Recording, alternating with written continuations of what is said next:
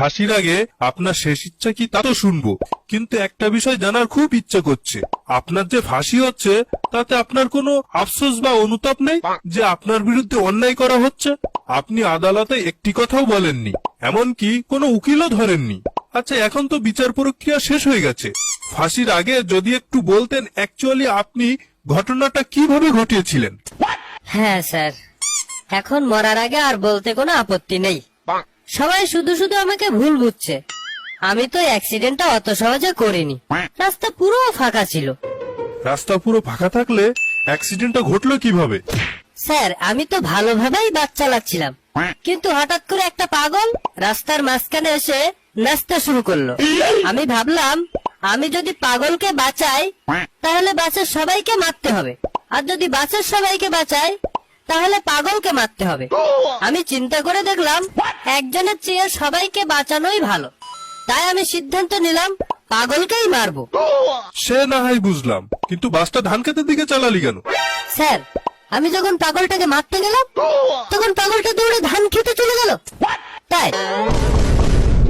ও ঠিক আছে, তোর মতো লোকদের ফাঁসি হওয়াই উচিত। ও স্যার, হুম, ছোট আমার খুব ভালো বন্ধু।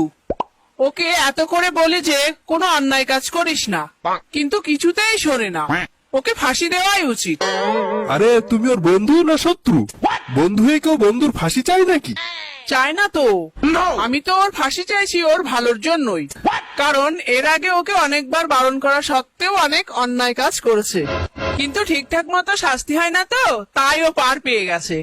ওকে ভালো করার জন্য বন্ধু হিসেবে আমার একটা দায়িত্ব আছে না, তাই তো বলছি ওকে খুব ভালো করে ফাঁসি দেবেন।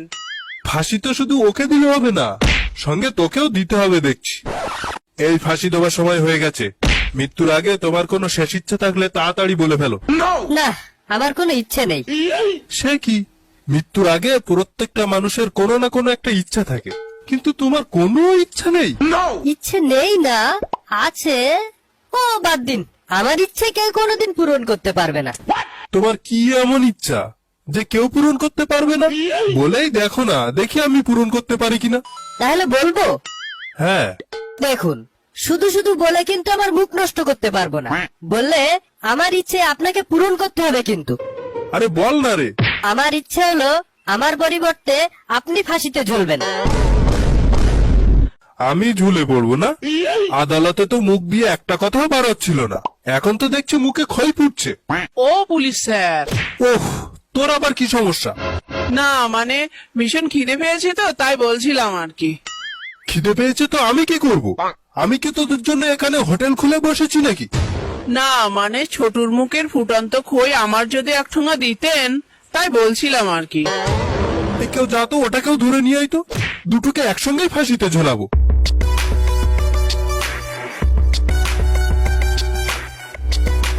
এই নিন স্যার, জজ সাহেব এটা আপনাকে দিতে বলল। ওহ, তোর কপাল ভালো, আজকের মতো তুই আমার হাত থেকে বেঁচে গেছিস। জজ সাহেব তোর ফাঁসির আদেশ আপাতত স্থগিত করেছে। পড়তে পারিস? নে দেখ কি লেখা আছে নোটিশে। না স্যার, আমি পড়তে পারি না, কিন্তু লিখতে পারি। এ বাবা, এ কি রে, যে পড়তে পারে না সে লিখবে কিভাবে? এই কেউ খাতা পেন নিয়ে আয় তো দেখি কেমন করে লেখে। আরে এ কি হিজিবিজি করেছিস? কি লিখেছিস পড়তো দেখি। স্যার, আমি তো আগেই বললাম যে আমি লিখতে পারি কিন্তু পড়তে পারি না।